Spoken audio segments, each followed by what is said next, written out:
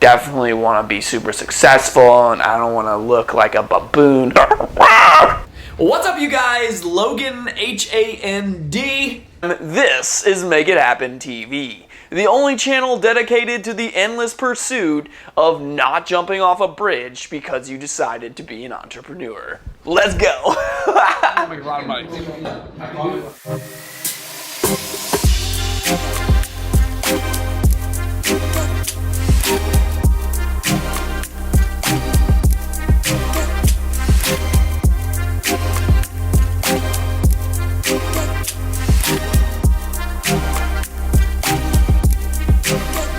And what do you think of this shirt, yo? Like, do I look like a drug lord, or does this look cool? I don't really know, but we'll figure it out.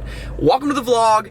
This is another day in my crazy life, and I hope you enjoy. Don't forget to smash that damn like button for the YouTube algorithm, please and thank you, because it takes me quite a bit of time, and I got a lot of shit to do other than make YouTube videos. So please, do me one favor and click a damn button. It's really not that hard. You just kind of like skirt over there and click like button. Thank you so much. Smash! Damn. Abracadabra. And they want to know why I want to buy it. I don't know how I got here. I just keep going day after day, next thing, and then guess what? All of a sudden I arrive in these crazy scenarios. How is it that I somehow on Earth have to go out into the world and raise hundreds of thousands of dollars of capital from private investors that are not banks to get myself out of a situation that I really shouldn't even be in anyways because of coronavirus?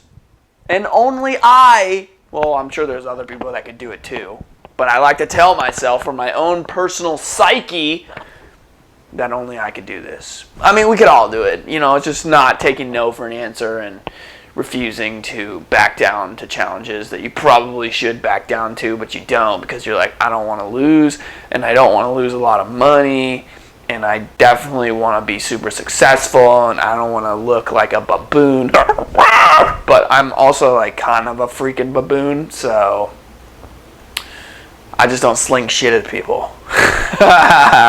Or do I? Kind of feeling these high tops. Vans, I don't know. I kind of want to wear some loafers. It's summertime. Let's see what I got for that. These might be a little extra. So I'm gonna go with these. They're a little bit more comfortable. Solid.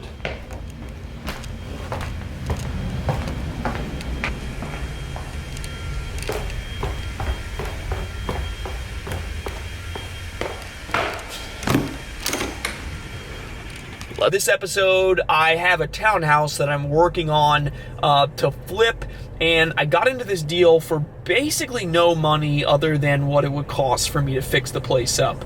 So I wanted to show you this process and show you a couple things. I'm also running around today. Right now I'm in St. Pete, and I got this property under contract that we are going to be moving to one of my cash buyers, and I'll show you the property actually if you can see it. It's right there. It's actually a duplex, and it's a pretty sweet little deal.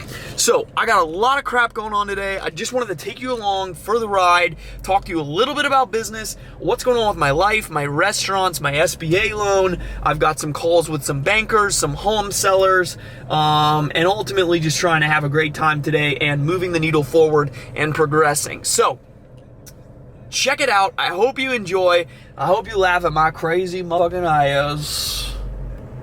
And it's gonna be good, because I get myself into some crazy shit when it comes to business. I don't even know half the time how I even get into these things. How am I inside of this guy's townhouse? So here's the townhouse. I just wanted to show you real quick. I don't have a ton of time, but it's pretty cool little unit. Back in here. Got a cool little seating area here. This isn't the front door, obviously. It's not the front door, but this is the master, or one of the bedrooms. You got an ensuite there. Pretty simple. So we got in here and cleaned all this. This place was a really big mess before. And so you got a nice clean kitchen, clean area. You have this cool little outside space, and then a detached 2-car garage. Cool little area, great place to hang out if you come to Florida. These steps are freaking great. Got high ceilings. nice neutral paint color. And we got in here and cleaned all of this stuff. And then you have 3 bedrooms and 2 baths up here. There's a bathroom, laundry room upstairs, which is nice. Then you got a cool upstairs balcony, which is cool, and then another ensuite here, which is a great little unit. So, guys, I'm kind of rushed right now for time, but I'm going to explain to you in the car how I was able to structure this deal, because it was a really great win-win situation for both me and the owner of this property, and you should see all the junk we had to remove in here, but I got to get on the road, I'm late for a place that's 45 minutes away, so I'll explain to you in the car what I did to get this deal done. Yo guys, so I finally got a haircut. I kind of waited to film the rest of this vlog until I got a haircut, because I looked basically homeless before. So, let me crank this light up actually. So, what's up guys? I know that you wanted to talk, or I at least wanted to talk, a little bit more about that townhouse deal that I showed you earlier, and I actually did something different in that deal than what I've done before.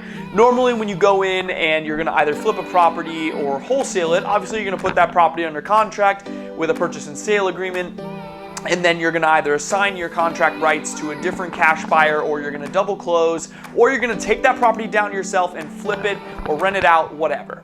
Well, I had been working on this property for a long time, since like, I wanna say September or so of 2019.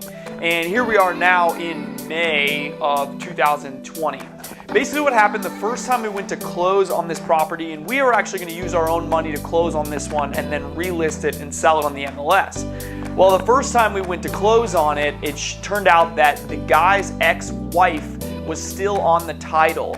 And although the court had given him the exclusive rights to his property because they got a divorce, unfortunately her name was still on there, and since she never signed it into his name, she legally has to sign all the closing documents and take care of that stuff in order for that closing to go through and close. Well, guess what? Evil ex-wife doesn't want to sign the closing documents just because she wants to be an asshole. Duh, of course. Why wouldn't you be to screw up my closings when I have nothing to do with your divorce?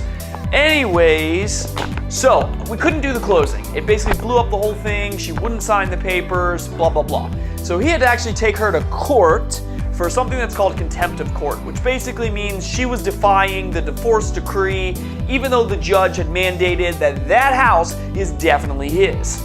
Well, anywho, that process of taking her to court took several months, and then when I got back in touch with the seller, I still had to follow up with him every month to see where the court case was going, and here we are now in May.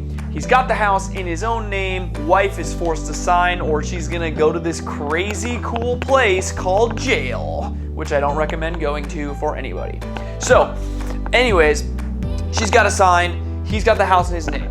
Well, during that time period of what it took to get the wife off of the title, what had happened was the mortgage balance, because he's in pre-foreclosure, kept going up and up and up because he's not paying the mortgage every month.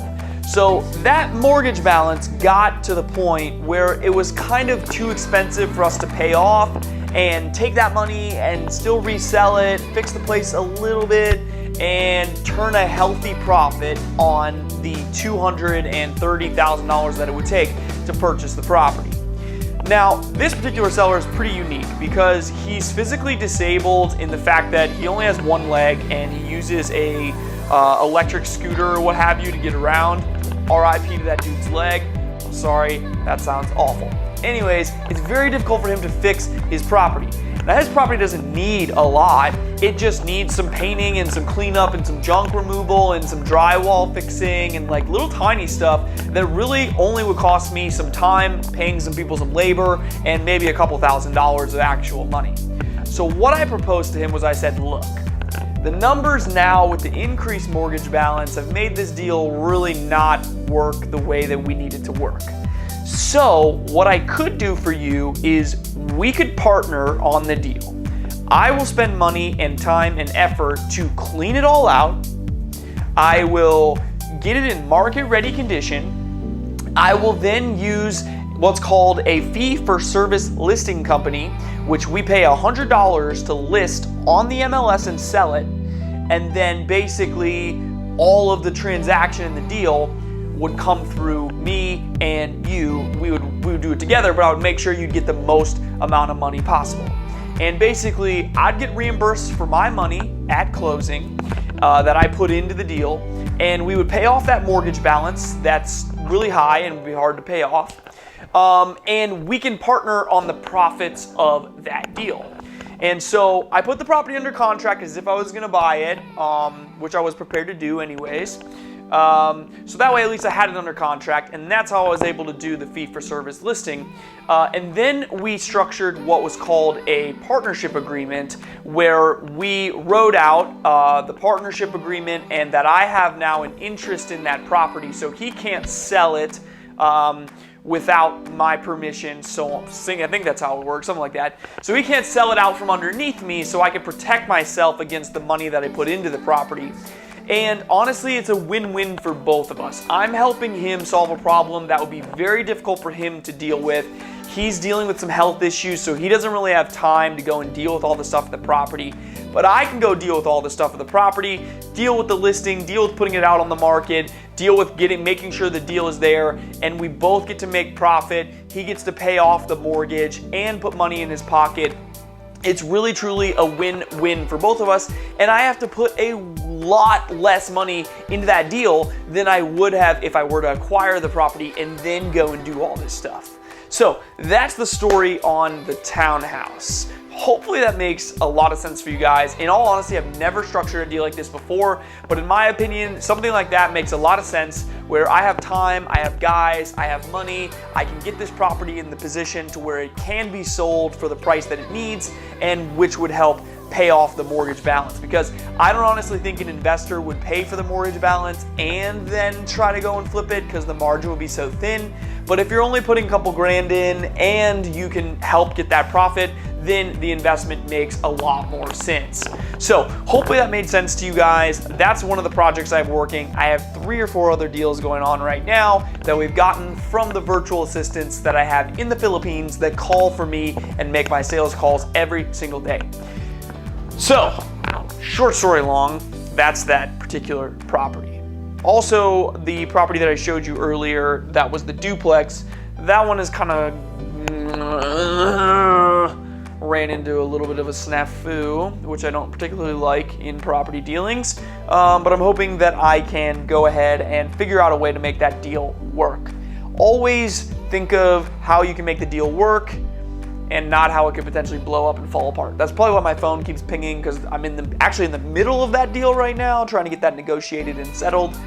We'll see.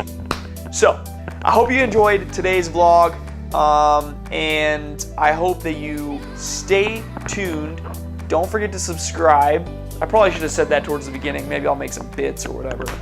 Clips, bits, cookies. Dude, like, being in front of the camera is so fucking weird. Like, it seriously takes time to get used to. Like, even still, like right now, I'm like, am I cooler back here? Am I like cooler right up close? I look like fucking tan, and I honestly don't think I'm that tan. I don't know what the freaks. And all of a sudden, in this dude's pool with tadpoles in it, and I'm hanging out with hoarders all of a sudden on A&E television, and everybody's going through their own trash that they've accumulated for 50 billion years, and they want to know why I want to buy it.